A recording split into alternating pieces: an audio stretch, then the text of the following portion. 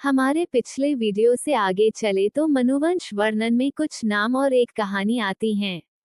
जहां नाम आएंगे वहां उस व्यक्ति और जगहों की जानकारी देंगे। कहानी खत्म होने के बाद समय को लेकर एक विशेष जानकारी भी देंगे। आइए अब आगे वर्णन सुनते हैं। मनुवंश के वर्णन में शर्याती की पुत्री सुकन्या का नाम आया है, जो ऋषि च्यवन की पत्नी थी। जो लोग ऋषि च्यवन को नहीं जानते उनके लिए बता दे कि च्यवन ऋषि हिंदू धर्म में एक महत्वपूर्ण ऋषि थे।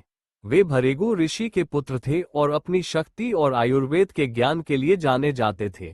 उन्हें च्यवनप्राश नामक एक विशेष जड़ी बूटी पेस्ट के लिए भी जाना जाता है, जो कायाकल्प के लिए प्रसिद्ध है। एक और वर्णन में रैव के पुत्र रैवत, जो बड़े धर्मात्मा थे, उनका वर्णन दिलचस्प है। उनका दूसरा नाम ककूदमी भी था। अपने पिता के ज्येष्ठ पुत्र होने के कारण उन्हें कुशस्थली का राज्य मिला था। एक बार वे अपनी कन्या को साथ ले ब्रह्मा जी के पास गए और वहां गंधर्वों के गीत सुनते हुए 2 घड़ी ठहरे रहे। इतने ही समय में मानवलोक में अनेक युग बीत गए। रैवत जब वहां से लौटे तब अपनी राजधानी कुशस्थली में आए, परंतु अब वहां यादवों का अधिकार हो गया था। यदुवंशियों ने उसका नाम बदलकर द्वारवती रख दिया था। उसमें बहुत से द्वार बने थे। वो पूरी बड़ी मनोहर दिखाई देती थी। भोज, वृष्णि और अंधक वंश के वसुदेव आदि यादव उसकी रक्षा करते थे। रैवत ने वहां का सब वृत्तांत ठीक ठीक जानकर अपनी रेवती नाम की कन्या बलदेव जी को ब्याह दी और स्वयं मेरु पर्वत के शिखर पर जाकर वे तपस्या में लग गए। धर्मात्मा बलराम जी रेवती के साथ सुखपूर्वक विहार करने लगे। रैवत और उनकी पुत्री बस 2 घड़ी ब्रह्मा जी के पास रुके थे और इतने से समय में मानवलोक में अनेकों युग बीत गए थे। ये बात उस जमाने में बताई गई थी जब आज की तरह एडवांस रॉकेट साइंस नहीं था। आपको बता दें कि अंतरिक्ष में जाने से इंसान की उम्र सच में कम हो सकती है। ये टाइम डिलेशन नामक एक घटना के कारण होता है, जो आइंस्टीन के सापेक्षता सिद्धांत से संबंधित है। टाइम डिलेशन के कारण अंतरिक्ष में बिताया गया समय पृथ्वी पर बिताए गए समय की तुलना में थोड़ा कम महसूस होता है। एक अध्ययन में स्कॉट केली ने अंतरिक्ष में 1 साल बिताया और वह उनके भाई मार्क की तुलना में 6 मिनट 10 मिलीसेकंड कम उम्र के पाए गए।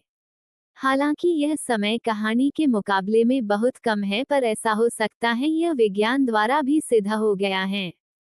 किसी ग्रह की बात करें तो शुक्र ग्रह पर सबसे बड़ा दिन होता है। शुक्र ग्रह पर एक दिन 243 पृथ्वी दिनों के बराबर होता है, जो कि पृथ्वी के 1 वर्ष के बराबर है। शुक्र ग्रह का एक दिन लगभग 5832 घंटे का होता है। शुक्र अपनी धुरी पर बहुत धीमी गति से घूमता है। इस जानकारी से प्रश्न पड़ता है कि आकाश में कहीं कोई ऐसी जगह है क्या, जहां 2 घड़ी समय बिताने से पृथ्वी पर अनेक युग बीत जाए। इस वक्त तो ऐसी कोई जानकारी नहीं मिल पाई है, पर समय में अंतर आता है, ये बात साबित हो चुकी है। इस बात से एक फिल्म की याद आती है। 2014 में इंटरस्टेलर नाम से एक साइ-फाई मूवी रिलीज हुई थी, जिसमें कुछ अंतरिक्ष यात्री 2067 में पृथ्वी जैसे किसी और ग्रह की खोज में निकलते हैं। उसमें से कूपर नाम का एक यात्री अपनी छोटी बेटी और बेटे को धरती पर पीछे छोड़ उस यात्रा पर गया होता है।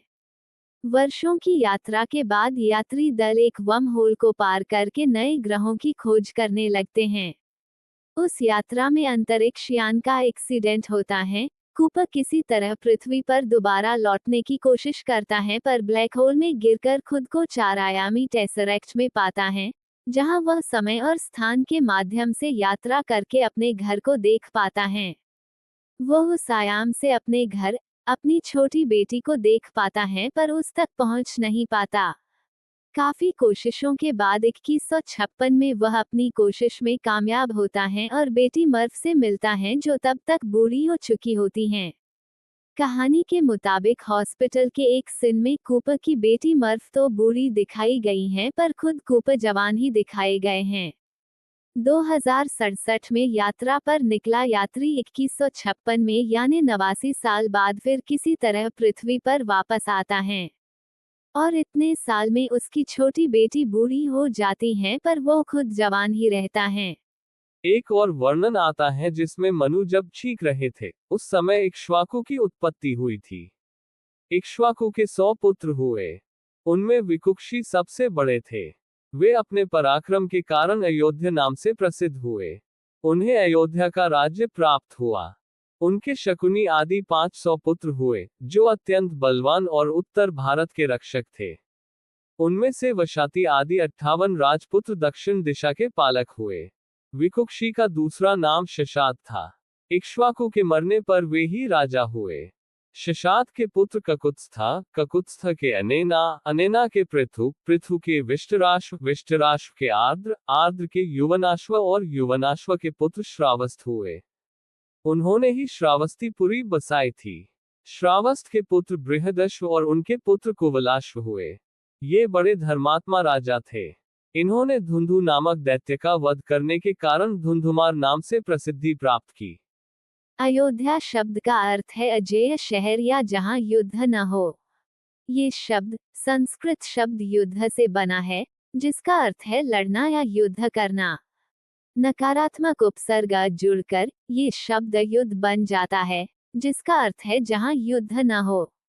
आज के वीडियो में इतना ही।